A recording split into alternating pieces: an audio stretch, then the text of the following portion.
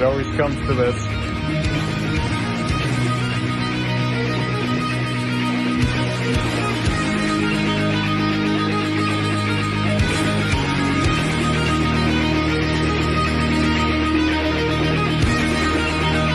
More nice shit.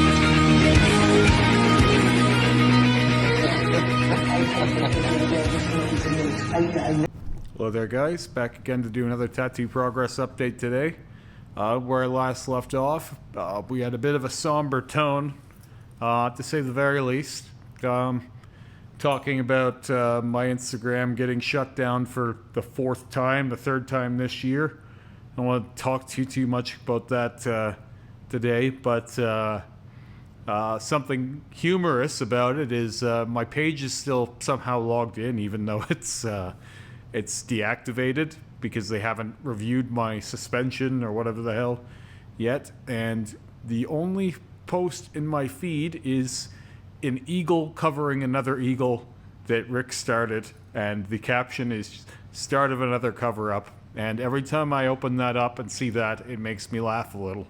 It's just such a meme at this point for me. It's like, oh, the never-ending Rick cover-up project kind of thing.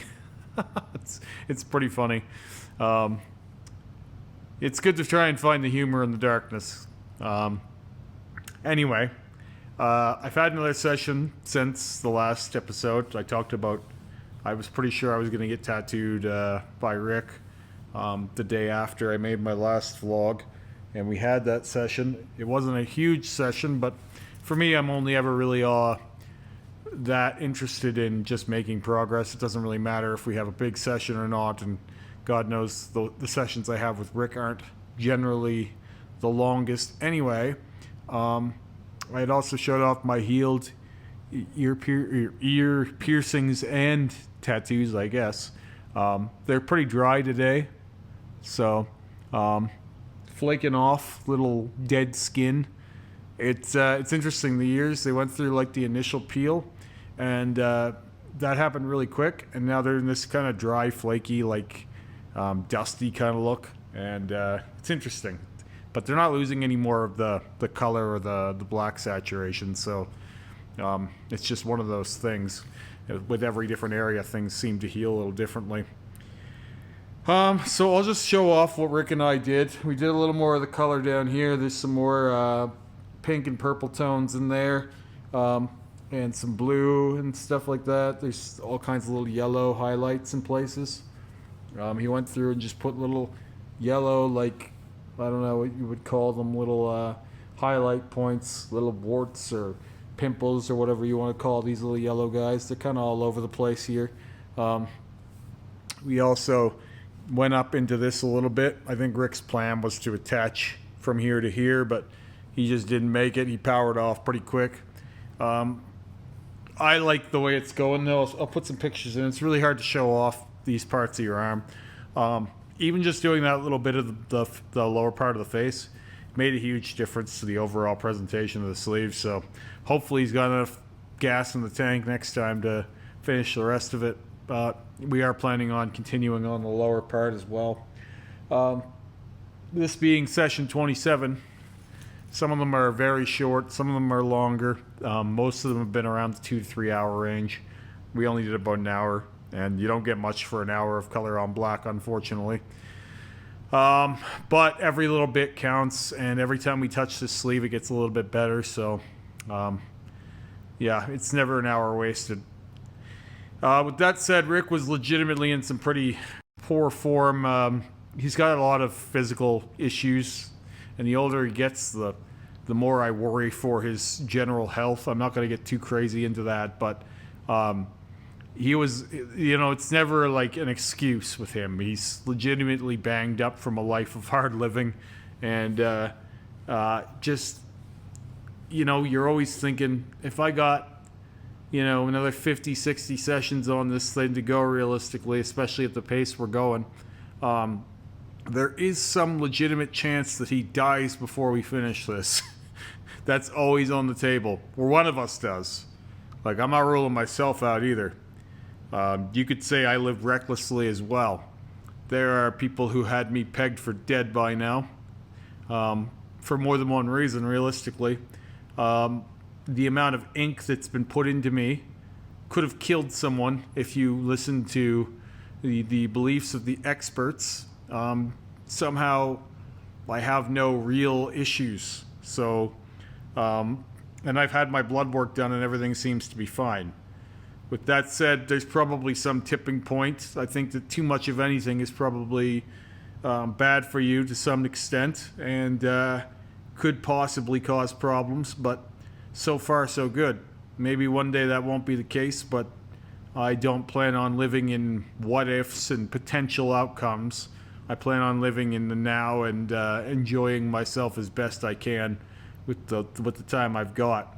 And this is a place where Rick and I really have always been very common ground. We've had a lot of common ground. Same as Lee and I. Like, Lee is another one where it's like, you're not sweating tomorrow so much, you know? Like, it's not like you don't plan for your future. You know, I bought a house when I was 25 and, you know, I paid off my car and, you know, a lot of shit before I really got going on tattoos. But, and, you know, I have a son that I look after, I take care of, and he's in my life every day. I have a wife that I love, but at the same time, life isn't worth much to me if you're not spending it in a way that you can be happy with. And I don't do well with this idea that the minute you're a parent, your life is over, for example, or, you know, when you're an adult, you can't have any more fun. I don't do any of that crap. And I feel like if you're living that way, you're basically on your way out as it is. It doesn't make sense to me for life to be roughly 80 years and to only spend, you know, roughly 20 to 30 years of it living the way you want. And then the rest of it is just a holding pattern until it's over. None of that has ever made sense to me. So it's not to say that I'm living recklessly so much as it is to say that I live a rather full life and I don't sweat the consequences of every single action. I think that's also what lets me play a little fast and loose with some of my tattoo stuff, because it's like, what is the outcome? Realistically, you're going to die no matter what you do. We're only visiting. We don't get to live here forever. What is forever for a human? Until we figure out a way to increase our lifespan, it's roughly 70 to 80 years. And I don't know about you guys, but the longer I live, the faster a year passes. So I'm on my way to that point faster than I know it, as we all are. So if you're thinking like I'm going to do nothing now so that I can enjoy myself when I retire, you may not get to, you know? This idea that like, you know, you save up your money and you play it safe so that you can enjoy your retirement is, well, that's not guaranteed for anyone, because we could be crushed in an accident tomorrow. I always joke, and this was a long-running gag on the podcast with Kevin and Scott, the Remy show, that you can still see on this channel if anyone has any interest. I could get hit by a bus tomorrow, you know? Nothing is a guarantee. We're so worried about, like, this thing could kill me, that thing could kill me, that before long we're dead and we didn't do any of the things we wanted to do. So one thing that I really enjoy about Rick is, you know, he's maybe too much in that direction. He maybe lives too free. There's not a whole lot of forethought about anything, which is beautiful in its way. That guy could be dead tomorrow, and there's no guarantees with him ever. But I can respect that, because at least he's doing what he wants with his time. And same as Lee, the guy who did my eyelid tattoos and a lot of my old tattoo work. In his own words, he's already lived longer than he expected to. He had a pretty crazy upbringing, and so pretty much everything from this point on is gravy. For me, I got to that place on my when I was 30 years old. When I was 30 years old, I achieved a few things that I thought as lifelong conquests, or, you know, things that I possibly wouldn't ever achieve. I planned, for example, to have a full bodysuit by the time I was 30. I also was hoping to be married one day. You know, I was hoping to have a son. That was something I always wanted to be. I was always wanting to be a father. And at that point in my life, I owned my house already for quite a long time. And I paid off my car, and I have all the money I want to do more or less what I want to with it, which is a very it's a freeing thing. At my job, I was in charge already for quite a while, and I just married my best friend.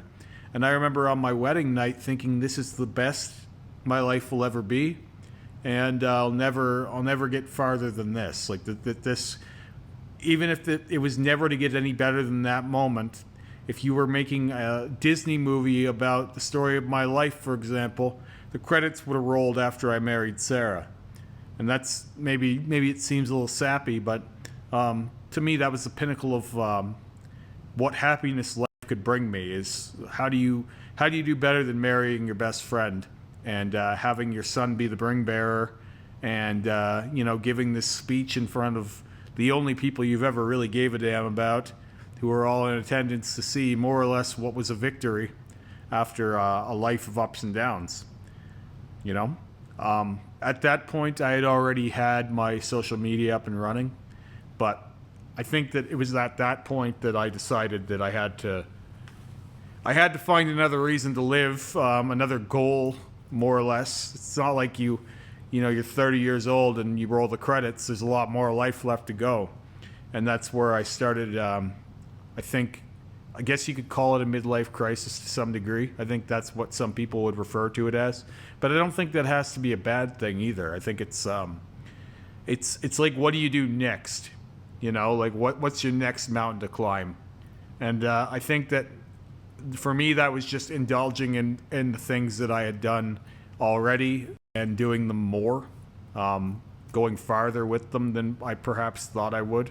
Like, I had a full body suit when I was married, and the overall bulk of the blackout tattoo work started right after that point. And I think it was more or less like, what mountain do I climb next? What thing do I do next? And then I got really serious into building the character Remy on social media more, and kind of seeing where I could go with that, and more because like my physical life and my professional life was fulfilled, and I had everything I wanted and really ever asked for.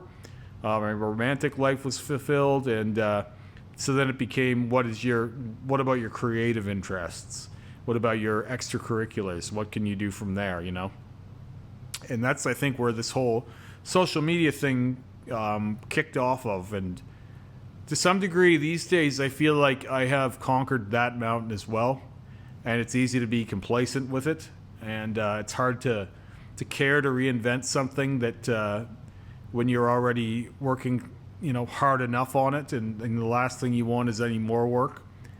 But there's always more you can do. It's the grand scheme of it. Is like, if I want to, there's no limit to how much you can conquer. It's just like, when do you take a minute to rest? And losing my Instagram account again, and I feel like I guess I felt this way the first time, but I see it as like, this could be the final time. I guess it could always be the final time something like that would happen. And then it's like, you're asking yourself, what's next? Do you really care to try and build again that same thing again, or do you just commit to the other things that you're doing? And knowing the time sink that I put into that and how easily it can fall away, well, that's life for you. That's most of life. And so I think it's a really good idea at different points in your life to take stock of what matters most to you. And I'm not going to spend much more time being unhappy about that, because I have so many other things that are going well for me. For example, this YouTube channel more or less operates indifferent to my other social media now. Now, it doesn't mean it's ever a good thing to lose any of them, but it is what it is. It's not like you can control everything in life either, and I can be a bit of a control freak. With that said, when something falls off, you've always got a million other things you can put your attention to, and I've got a million works in progress, and that's not going to hamper me from doing those. So, got off on a bit of a tirade here, but the long story short is, like, if say Rick were to die tomorrow, you know, I'm probably going to finish this sleeve anyway. It doesn't mean it ends. I don't think he would want it to either. But this is a question that actually crossed my mind the other day when he was in the shape he was in, was like, oh, what if this guy dies? It sounds dark as fuck, and I don't want him to. And not because he's doing all my tattoo work, but because I love the guy as a brother. I've been around this guy for 18 years. I met Rick in 2005, and before I was even getting tattooed by him. So, but it's like life has to go on, you know, just because things end. If things don't end the right way, it doesn't mean things stop either. A lot of the big lesson in life is just kind of being able to move on when it's time. Again, this isn't me saying I think Rick's going to die. I might have someone thinking that now by the end of this. But I often will get very... I'll get very reflective about things when different parts of my life change. And I think that that's good. I think that most people should do more of that and, you know, be ready to make changes when necessary and take stock of what you have versus what you've lost. So, anyway, I'll try and show this off again here. There'll be pictures in.